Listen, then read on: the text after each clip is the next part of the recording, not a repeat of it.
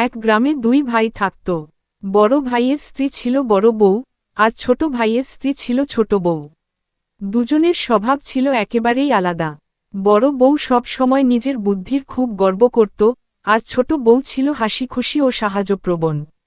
একদিন গ্রামের মেলায় ঘোষণা হল, যে সবচেয়ে সুন্দর ও মজার পিঠা বানাবে, সে পুরস্কার পাবে। বড় বউ ভাবল, আমি তো সবার সেরা। সে অনেক সাজিয়ে গুছিয়ে পিঠা বানাতে শুরু করল, কিন্তু তাড়াহুড়ো করতে গিয়ে লবণের বদলে চিনি আর চিনির বদলে লবণ দিয়ে ফেলল। অন্যদিকে ছোট বউ ধীরে ধীরে মন দিয়ে পিঠা বানাল। বানানোর সময় সে পাশের এক বৃদ্ধাকে পানি এনে দিল এবং তার ঝুড়িও তুলে দিল।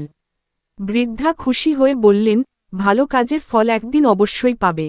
মেলায় বিচারকরা প্রথমে বড় বউয়ের পিঠা খেলেন। এক কামড় দিতেই সবাই মজার মুখভঙ্গি করল। কেউ বলল, এটা পিঠা নাকি নতুন কোনো পরীক্ষা? চারদিকে হাসির রোল পড়ে গেল। বড় বউ লজ্জা পেয়ে মাথা নিচু করল। এরপর ছোট বউয়ের পিঠা খেয়ে সবাই খুব প্রশংসা করল। পিঠাগুলো ছিল নরম, সুস্বাদু এবং সুন্দরভাবে সাজানো। বিচারকরা ছোট বউকেই বিজয়ী ঘোষণা করলেন। পুরস্কার হিসেবে সে একটি বড় মাটির হাঁড়ি ও অনেক মিষ্টি পেল।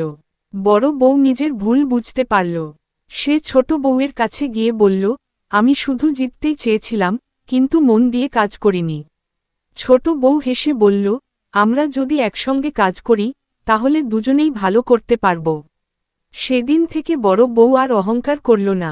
দুই বউ মিলেমিশে সংসারের কাজ করত, একে অপরকে সাহায্য করত এবং গ্রামের সবার ভালোবাসা পেল।